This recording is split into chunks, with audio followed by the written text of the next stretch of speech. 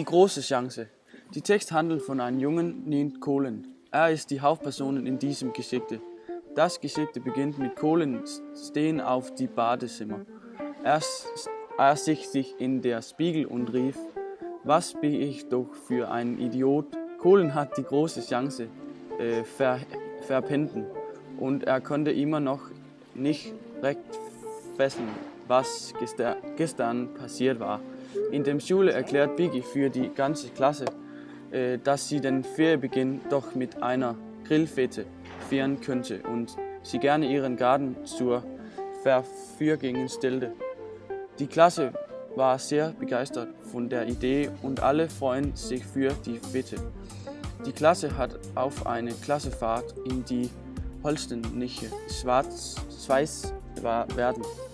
Colin und Biggie waren seitdem irgendwie zusammen.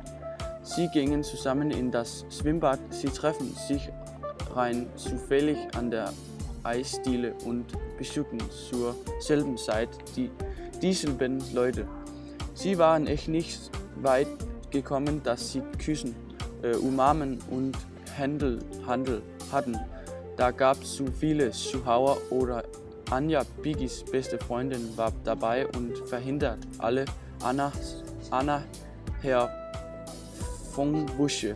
Colin und Biggie hatten lange Telefongespräche und sie konnten über ihre Gefühle sprechen, ohne einander in die Augen schauen. Colin hatte auf Dauer wurde aber zu wenig.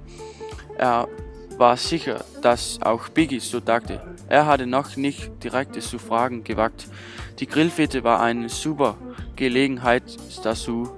Colin wollte gern Biggie beeindrucken.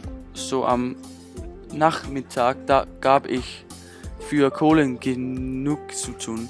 Er tun duschen, Haare waschen, eincremen, reiche Sachen anziehen mit Reiserwasser einsprüchen. Colin erklärt für seine Eltern, dass er diese Nacht bei Ansgar schlafen würde. So konnte er das Motorrad mitnehmen. Er spricht eine letzte Mal mit Reiserwasser und dann fühlte er sich klar für diese wichtige Nacht. Er hatte 2 Kondomen und ein Pferd nach Hamburg gekauft. Er legte die Packung in seine Hose und dann fährt er nach der Party. Colin zu die Fete ankam und die Party verlief ganz nach Colins Vorstellung. Biggie sah gut aus, berührte ihn mit einem Kuss und nutzte jede Möglichkeit. Fertig. Wow. Yes.